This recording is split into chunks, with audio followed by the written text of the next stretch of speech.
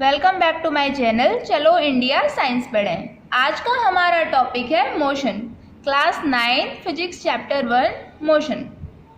तो चलो समझते हैं मोशन का क्या मतलब होता है। मोशन का मतलब होता है मूवमेंट। अगर कोई भी बॉडी या ऑब्जेक्ट मूव कर रहा है तो हम क्या बोलेंगे कि ये बॉडी परफॉर्म क्या कर रही है, मोशन परफॉर्म कर रही है, बॉडी मोशन में है। तो हम लोग मोशन को कैसे बताएंगे कि अगर कोई भी बॉडी अपनी पोजीशन चेंज करती है तो हम बोलते हैं कि ये बॉडी मोशन में है। जैसे मान लो कोई कार है, ये कार है, ये पॉइंट ए से पॉइंट बी तक जा रही है तो क्या परफॉर्म कर रही है, मोशन। एक पॉइंट आपको और सुनने को मिलता है कि motion is a relative quantity. क्या मतलब है इस रिलेटिव क्वांटिटी का, वो समझो। रिलेटिव क्वांटिटी होती क्या है, हम लोग एक एग्जांपल लेते हैं, आपको समझ में आएगा। मान लो ये आपकी अर्थ है और आप इस पर ये रहे और आप क्या कर रहे हो, आराम से पड़े हुए सो रहे हो, रेस्ट पर हो। और कहीं दूर स्पेस में से हमें कौन देख रहा है, जादू। कौन जादू, जादू द एलियन, ये वही जादू है। तो जादू को हम लोग कैसे लग रहे होंगे, मूव करते हुए। क्यों, क्योंकि हमारी अर्थ तो रोटेट करती है, मूव कर रही है। तो जादू को तो ऐसा लग रहा होगा कि हम भी क्या कर रहे हैं, मूव कर रहे हैं। लेकिन आप लोग सच में मूव कर रहे हो क्या, नहीं, रेस्ट में हो। और अगर एक और आदमी है आपका फ्रेंड जो आपको आपके घर में बैठ के देख रहा है तो वो क्या बताएगा कि आप तो रेस्ट पर हो। तो देखो, आप हो रेस्ट पर किसी को लग रहे हो कि आप मूव कर रहे हो और किसी को लग रहे हो कि आप रेस्ट पर हो। तो ये आप पर डिपेंड नहीं कर रहा कि आप मोशन में हो या नहीं। किस पर डिपेंड कर रहा है, ऑब्जर्वर पर। आपको देख कौन रहा है, उस पर। तो इसीलिए हम लोग बोलते हैं कि मोशन रिलेटिव क्वांटिटी है। यहाँ पर रिलेटिव का मतलब होता है कि motion will depend on the observer. Observer क्या कर रहा है, इस पर डिपेंड करेगा मोशन। एक और एग्जांपल से समझो। जब आप बाइक पर ट्रैवल कर रहे होते हो तो आपको पेड़ क्या लग रहे होते हैं, पीछे जाते हुए। ऐसा होता है, जनरल सा फिनोमिना है ये, ऐसा सब लोगों के साथ में होता है। तो सच में पेड़ मूव करते हैं क्या, नहीं ना, पेड़ तो अपने रेस्ट पर है। लेकिन कोई आदमी अगर ग्राउंड पर खड़े होकर पेड़ों को देख रहा होगा तो उसको कैसे लग रहा है, पेड़ रेस्ट पर। आपको कैसे लग रहे हैं, मोशन में। लेकिन पेड़ वास्तव में कैसे हैं, रेस्ट पर। तो पेड़ों का मोशन किस पर डिपेंड कर रहा है, ऑब्जर्वर पर। उसे देख कौन रहा है। अगर आप चल रहे हो तो देख रहे हो तो आपको वो चलते हुए लगेंगे, रेस्ट पर हो तो देख रहे हो तो रेस्ट पर लगेंगे। That's why we say motion is a relative quantity because it depend on the observer। समझ में आई रिलेटिव क्वांटिटी पूरी। नेक्स्ट हम लोग पढ़ते हैं the most important topic in your chapter, distance and displacement. Distance क्या होता है और डिस्प्लेसमेंट क्या होता है। देखो, मान लो आप रहते हो मथुरा में, ये है मथुरा, और आपको जाना है दिल्ली, ये है दिल्ली। तो आप लोग 3 दोस्त हो, आपको कहाँ जाना है, मथुरा से दिल्ली।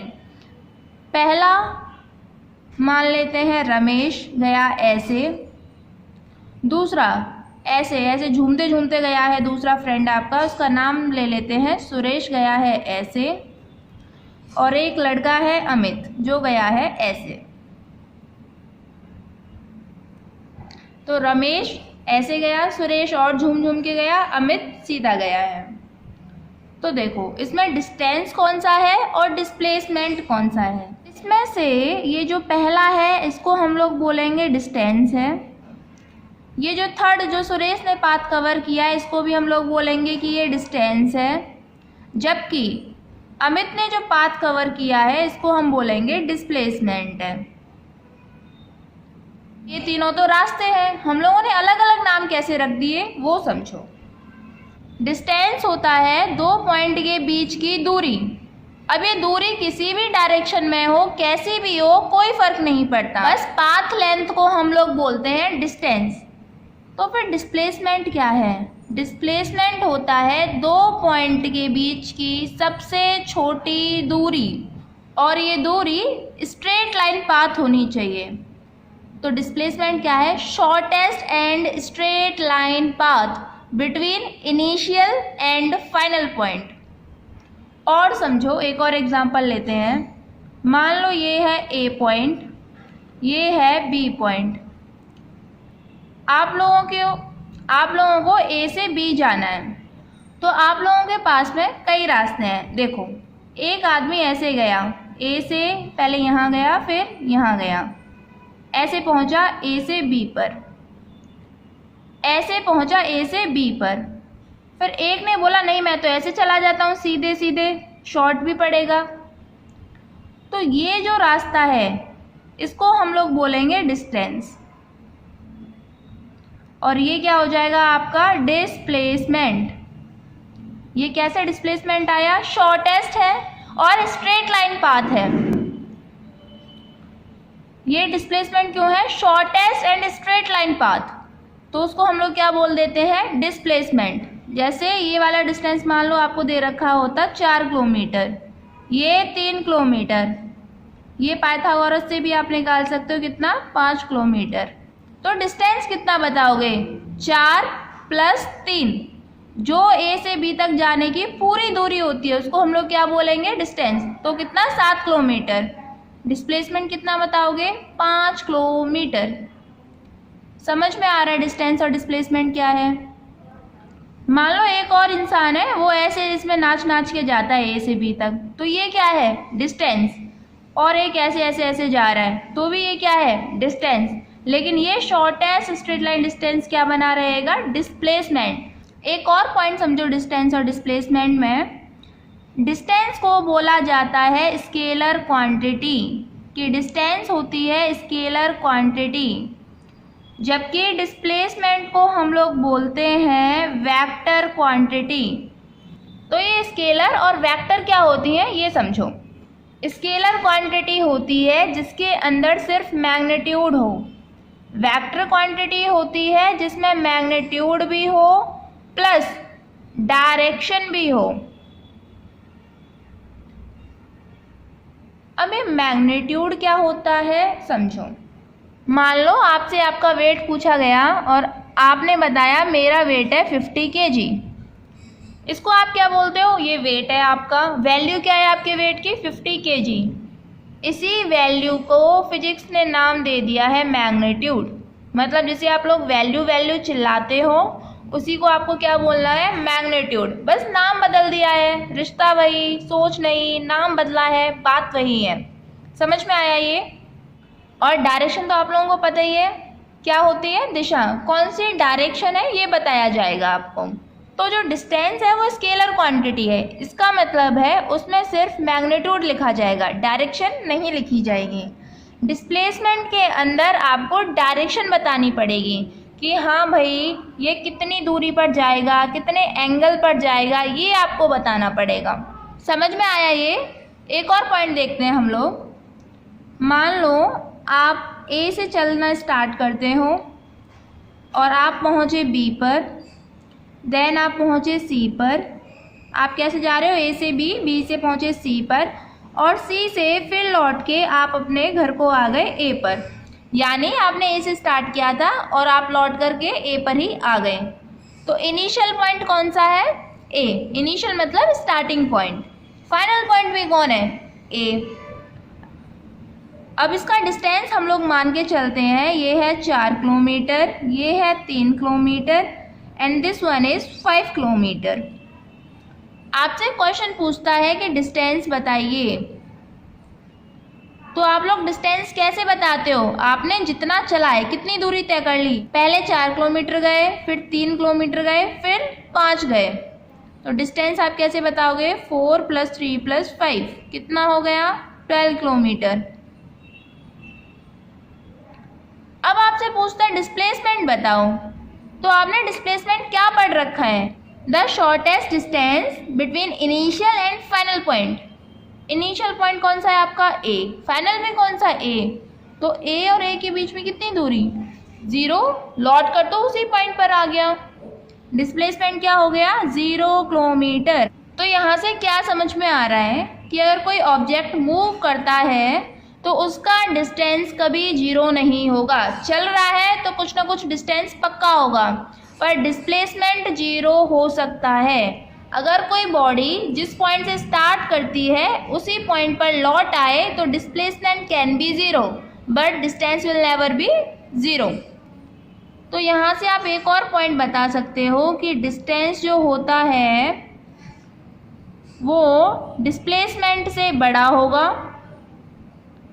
या फिर और डिस्टेंस बराबर भी हो सकता है डिस्प्लेसमेंट के, लेकिन डिस्प्लेसमेंट कभी भी डिस्टेंस से बड़ा नहीं होगा, डिस्टेंस हमेशा बड़ा होगा या फिर बराबर भी हो सकता है। बराबर कैसे, मान लो कोई इंसान ए से चलना शुरू करता है और बी तक जाता है और ये डिस्टेंस मान लेते हैं 4 किलोमीटर है, तो अब आपसे पूछे डिस्टेंस तो क्या बताओगे 4 किलोमीटर, और डिस्प्लेसमेंट भी कितना 4, क्योंकि यही आपकी सबसे छोटी दूरी भी है, तो आप इसी को बोल दोगे डिस्प्लेसमेंट। तो distance can be equal to displacement. तो आप डिस्टेंस और डिस्प्लेसमेंट को कैसे समराइज कर सकते हो, तो आप लोग डिस्टेंस को कैसे डिफाइन कर सकते हो, distance can be defined as actual path length covered by a moving body, moving body कितना चल रही है। और डिस्प्लेसमेंट में क्या लिख सकते हो, displacement can be defined as the shortest straight line distance between initial and final point. Second point आप क्या बता सकते हो, डिस्टेंस स्केलर क्वांटिटी है, डिस्प्लेसमेंट वेक्टर क्वांटिटी है। इसे पूरा लिख सकते हो, it means displacement has magnitude as well as direction while distance has only magnitude. Third point आप बता सकते हो, डिस्टेंस को हम लोग मेजर करते हैं किलोमीटर में, मीटर में या सेंटीमीटर में, लेकिन ऐसा यूनिट क्या होती है इसकी मीटर, यानी इसकी स्टैंडर्ड यूनिट मीटर, बाकी आप लोग किलोमीटर मीटर सेंटीमीटर में भी मेजर कर सकते हो। सेम डिस्प्लेसमेंट होती तो ये भी एक तरीके की दूरी है, ऐसा यूनिट मीटर है but it can be measured in kilometre, in metre और इन सेंटीमीटर। एक और पॉइंट आप क्या लिख सकते हो, distance will always be greater और इक्वल टू, जब ये साइन लगता है और ये भी, इसका मतलब है बड़ा या फिर बराबर होगा किसके, डिस्प्लेसमेंट के। और आप क्या लिख सकते हो पॉइंट में, if a body is moving then distance will never be 0 but displacement can be 0। तो अभी आपको डिस्टेंस डिस्प्लेसमेंट पूरा क्लियर है। तो अब हम लोग इसके कुछ क्वेश्चंस करते हैं, आप लोगों को और अच्छे से क्लियर हो जाएगा। तो आपका पहला क्वेश्चन है एनसीईआरटी के इन टेक्स्ट एक्सरसाइज में से, जहां आपको डिस्टेंस डिस्प्लेसमेंट दे रखा है ना एनसीईआरटी में, उसी के पीछे आपको 2-3 क्वेश्चन दे रखे हैं ब्लू कलर के, वही क्वेश्चन है ये। क्वेश्चन पढ़ो, क्वेश्चन मैं डिक्टेट कर देती हूँ।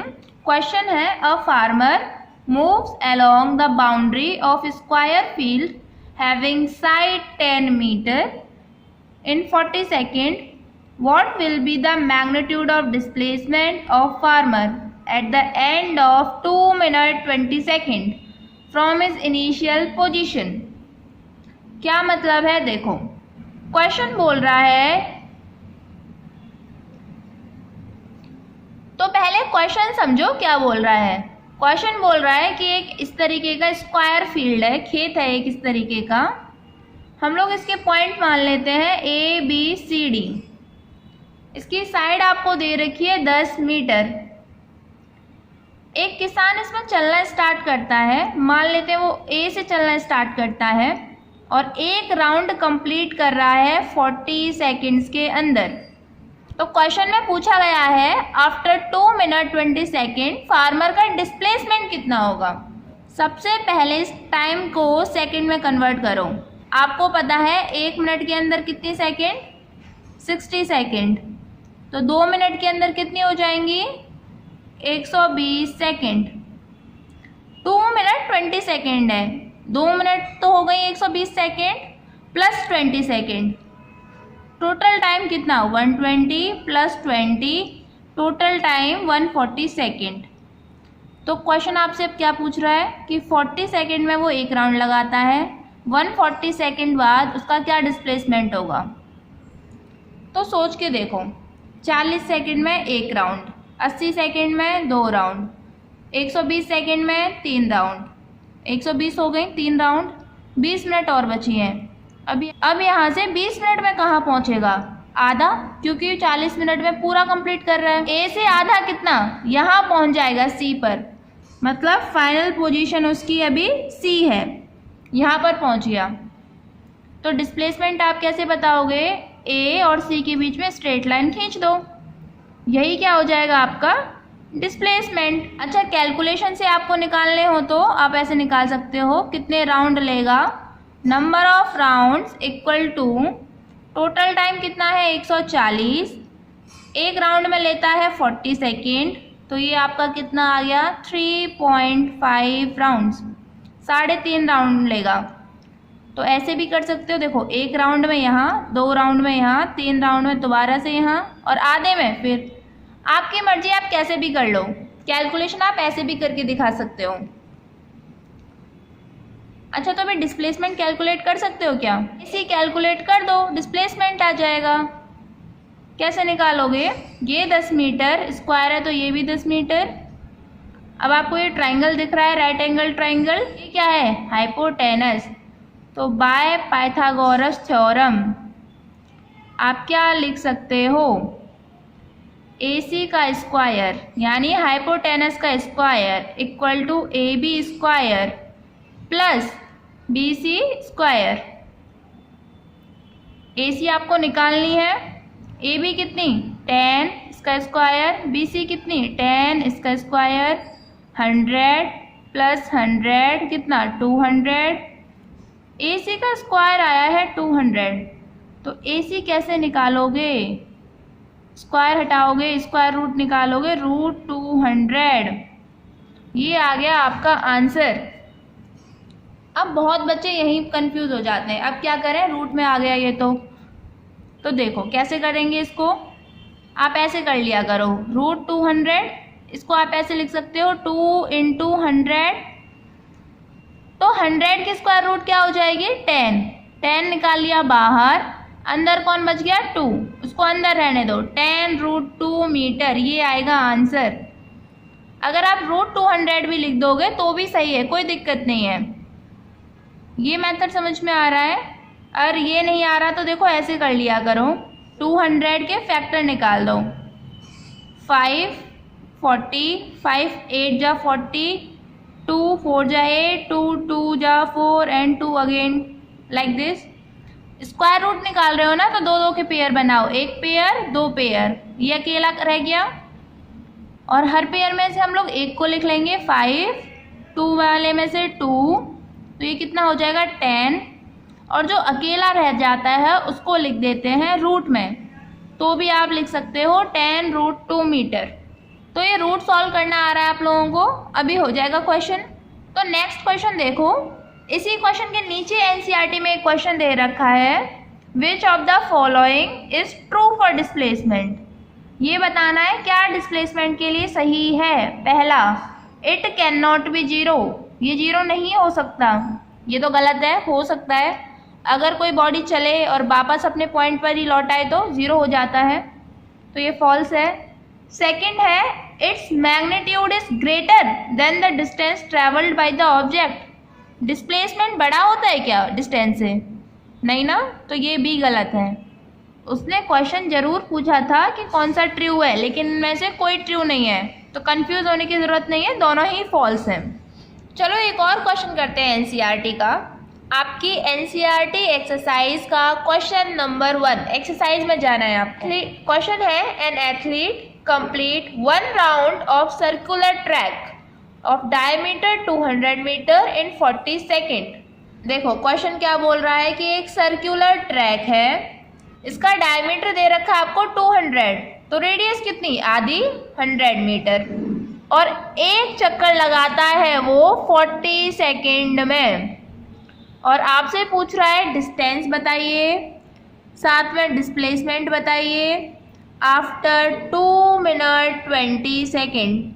टोटल टाइम कितना, 2 मिनट 20 सेकेंड। सबसे पहला क्या काम करोगे, इस टाइम को सेकेंड में चेंज करो, क्योंकि देखो ये भी सेकेंड में है। देखो 2 मिनट 20 सेकेंड कितना, दोबारा से 2 मिनट, 1 मिनट में 60 सेकेंड, 2 मिनट के अंदर 120 सेकेंड, तो टाइम कितना हो जाएगा, 120 सेकेंड हो गई ये, साथ में 20 और हैं, अगेन कितना, 140 सेकेंड। 140 सेकेंड बाद कहाँ पहुँच जाएगा, मान लेते हैं उसने चलना स्टार्ट किया इस पॉइंट ए से, तो देखो 40 सेकेंड में 1 राउंड, 80 में 2 राउंड लगा लेगा, 120 में 3 राउंड लगा लेगा, और 20 और बची हैं, तो आधे में कहाँ पहुँच जाने वाला है, इसके जस्ट हाफ पर, अपोजिट वाले एंड पर।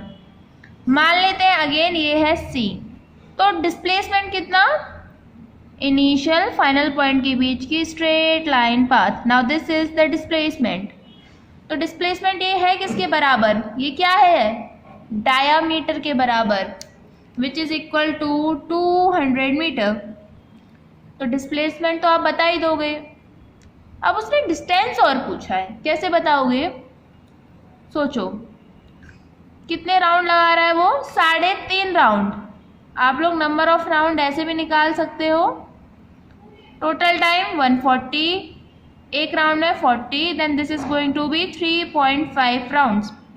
तो देखो एक राउंड में कितना डिस्टेंस चलेगा, सर्कुलर ट्रैक की सरकमफेरेंस के बराबर, और सरकमफेरेंस ऑफ सर्कल कितनी होती है, 2 पाई आर, पेरीमीटर के बराबर ना, ऐसे बाउंड्री पे दौड़ लगाएगा तो सरकमफेरेंस निकालेंगे, मतलब एक राउंड में 2 पाई आर डिस्टेंस। तो 3.5 राउंड में कितना डिस्टेंस बताओगे आप लोग, total 3.5 into 2 pi r, 3.5 into 2, pi की वैल्यू रखो 22/7 और रेडियस की वैल्यू रखो 100 मीटर। जब आप कैलकुलेट करोगे तो ये आएगा 2200 मीटर। समझ में आ रहा है कैसे आया। आज हम लोगों ने क्या क्या पढ़ लिया, डिस्टेंस, डिस्प्लेसमेंट पढ़ लिया, उसके क्वेश्चंस कर लिए। होप आप लोगों को डिस्टेंस और डिस्प्लेसमेंट बहुत अच्छे से समझ में आ गया है। अब आप इसके क्वेश्चन बहुत आसानी से कर सकते हो। So thank you students and share this video with other students. और आप लोग अपने नोटिफिकेशंस ऑन करके रखो ताकि जैसी आपकी क्लास की वीडियो आए आपको पता चल सके। Thank you.